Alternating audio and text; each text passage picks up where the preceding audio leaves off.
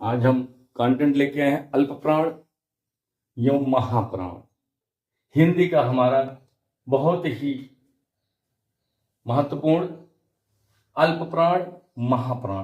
प्राण मीन्स होता है सांस, मतलब मुंह से निकलने वाली वायु, सांस को ही प्राण माना गया है यहाँ पे। तो कहा गया अल्प प्राण मतलब अल्प माने हल्की सी सांस, महाप्राण महाप्राण मतलब जोर से सांस, यानी कि धीमे से निकलने वाली सांस और तेज से निकलने वाली सांस। यहाँ पे अल्प प्राण एवं महाप्राण कहा गया है, यानी कि श्वास यानी कि प्राण की मात्रा के आधार पर, यानी कि प्राण की मात्रा के आधार पर। तो हम देखते हैं प्राण की मात्रा को अल्प प्राण होता है, एक महाप्राण होता है। हम अल्प प्राण देखते हैं। अल्प प्राण, अल्प प्राण क्या है? अल्प प्राण, अल्प प्राण क्या है? यहां पे देखते हैं प्राण का अर्थ, प्राण का अर्थ श्वास,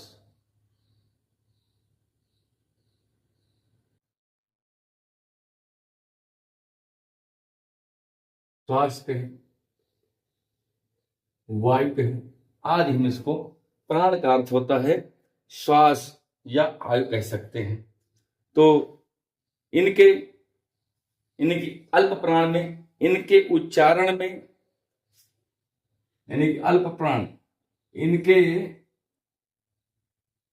उच्चारण में, इनके उच्चारण में मतलब है कि अल्प प्राण में आने वाले वर्ण, अल्प प्राण में आने वाले वर्ण, यानी कि इनके उच्चारण में हम देखें, इनके उच्चारण में फेफड़ों से, प्राण का अर्थ है वायु श्वास, इनके उच्चारण में फेफड़ों से निकलने वाली वायु, निकलने वाली वायु या श्वास की मात्रा, यानी कि जो हम बोलते हैं वहां से हमारे अंदर से जो सांस निकलती है, उनकी जो अंदर से निकलने वाली सांसें हैं, फेफड़ों से सांसें निकलती हैं, यानी कि प्राण का अर्थ, यानी कि इन अल्प प्राण के वर्णों में, इनके अल्प प्राण वर्णों में के उच्चारण में फेफड़ों से निकलने वाली वायु या सांस की मात्रा कम होती है, कम होती है। जब कम होती है तो वो अल्प प्राण होते हैं, कम होती है तो वो अल्प प्राण होते हैं। अल्प प्राण कहां कहां आएंगे? वर्ण के, यानी कि वर्ग के प्रथम,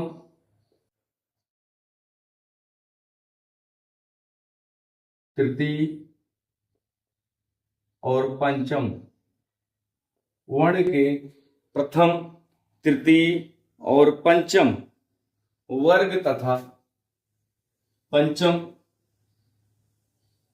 वर्ग के प्रथम, तृतीय और पंचम वर्ण तथा या, रा, ला, वा, या, रा, ला, वा, तथा और अंतस्थ वर्ण, और अंतःस्थ वर्ण, ये जो है हमारे अल्प प्राण में आते हैं।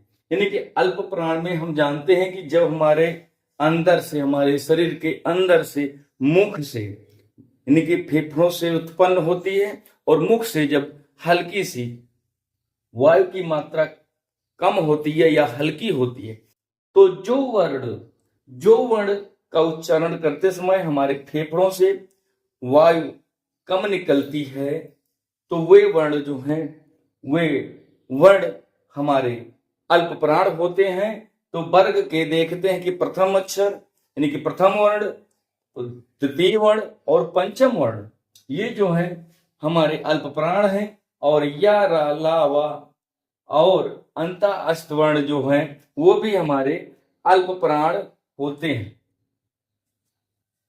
तो ये हुए हमारे अल्प प्राण। अब देखते हैं महाप्राण। महाप्राण क्या है? प्राण का अर्थ है महाप्राण के वर्णों में, महाप्राण के वर्णों के उच्चारण में फेफड़ों से निकलने वाली हवाएं, फेफड़ों से निकलने वाली वायु, फेफड़ों से निकलने वाली वायु की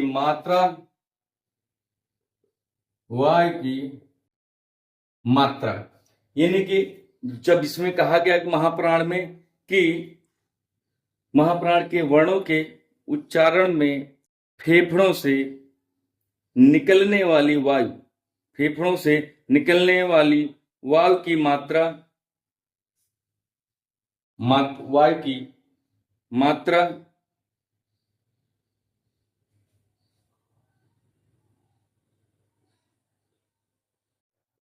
अल्प प्राण के वर्णों की अपेक्षा अधिक होती है। यानी कि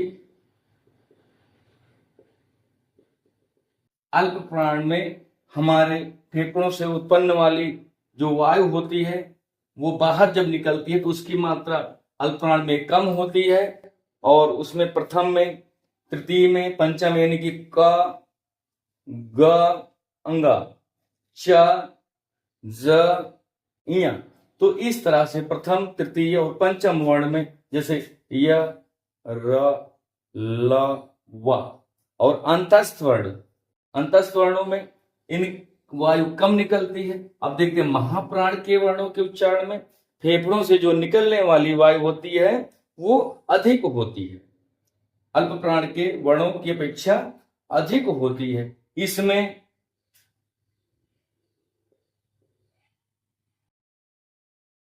वर्ग का द्वितीय चतुर्थ वर्ण, यानी कि इसमें वर्ग का द्वितीय चतुर्थ वर्ण तथा श, ख, स, ह, यानी कि ये चार वर्ण सा, ख, सा, ह और ऊष्म वर्ग,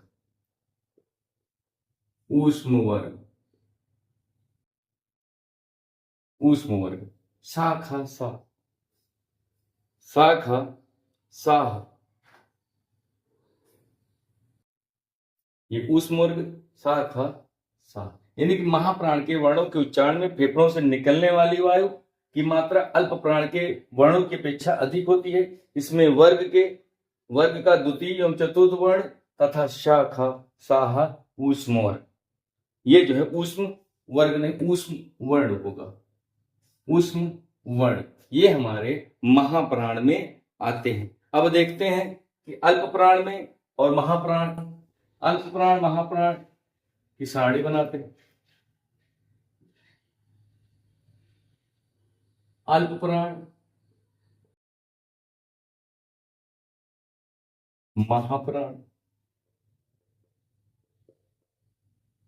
अल्प प्राण में हमारा कौन कौन सा आएगा? प्रथम, तृतीय और पंचम,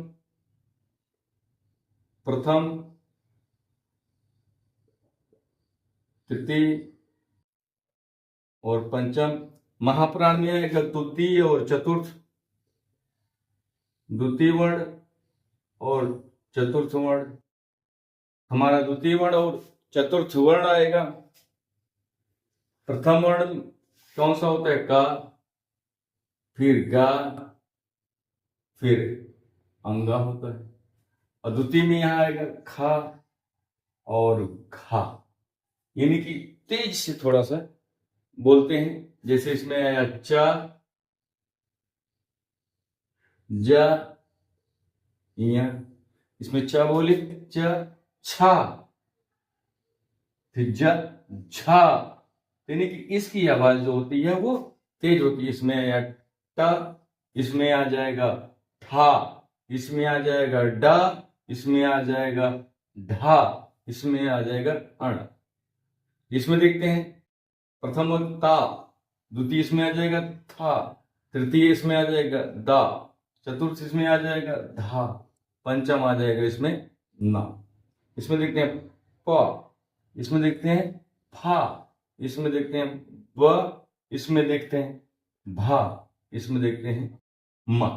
तो इस तरह से जो है हमारा ये वर्ड अल्प प्राण, महाप्राण, इसमें हमारा प्रथम, तृतीय, पंचम अल्प प्राण, द्वितीय और चतुर्थ महाप्राण, या, रा, ला, वा, या, रा, ला, वा। इसमें आ जाएगा हमारा सा, खा, सा, हा, ऊष्म वर्ण। इसमें आ जाएगा ऊष्म वर्ण, इसमें आ जाएगा अंतस्थ वर्ण,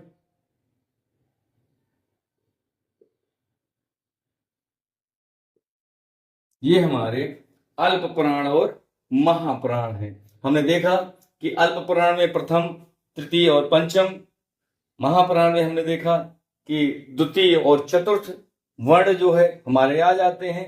अल्प प्राण में हमारे अंतस्थ वर्ण या, रा, लावा आते हैं, और महाप्राण में देखते हैं सा, खा, शाह, ऊष्म वर्ण,